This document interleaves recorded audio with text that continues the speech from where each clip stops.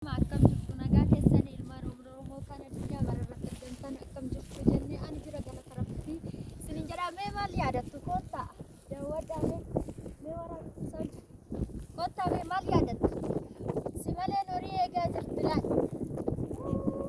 kottaa horii eegaa nama jiriin isinin jedha joon baay'ee namatti tola ani horii baay'ee jaaladha isinin jedha dhuguma rabbiiti maaliif jennaan akkuma biyya koo galee gara horii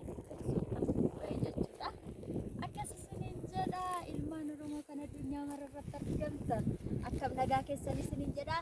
egaa guyyaa irraa yaadannoo yeroo durii warroota hambaa jirtaniif isinin fideen jira viidiyoo isin hojjadhee jira kanaaf daawwadhaa isinin jedha Oromiyaan baay'ee bareeddi kottaa galaa isinin jedha warroonni waggaa 7 hojjettan immoo galaa isinin jedha fakkeenya shamarran keenya biyya arabaa keessa waggaa 4 ol yoo hojjette miidhaa garaa garaatiif irra ga'a maaliif yoo jettan ani ofirratti silan argeef jechuudha kanaaf gala bashannana gara fataa jedhamee haala qilleensa biyya keessanii daawwadhaa mee qilleensa qulqulluu qilleensa hoomaa hin qabne laala akkasila namatti tola isinin jedha ijoollee Oromoo dhugaan isinin jedha baay'ee namatti tola baay'ee Oromiyaan keessumattuu biyya addaadha jechuudha baay'ee namatti tolti qilleensi ishee baay'ee natti tolee jira baay'ee gammadee jira isinin jira isinirree akka biyya keessan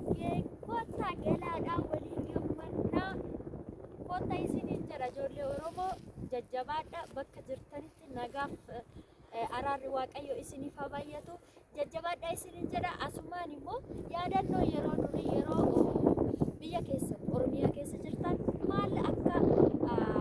dabarsitan isinii yaadachiisa jechuudha wantoota tokko isinii yaadachiisan hundi keenya ni beekna sooshaal miidiyaa irratti warroonni hojjetanis ta'e ijoollee baadiyyaati harka dhibba keessaa harki 99 ijoollee baadiyyaati harka 10 yoo taate ijoollee magaalaa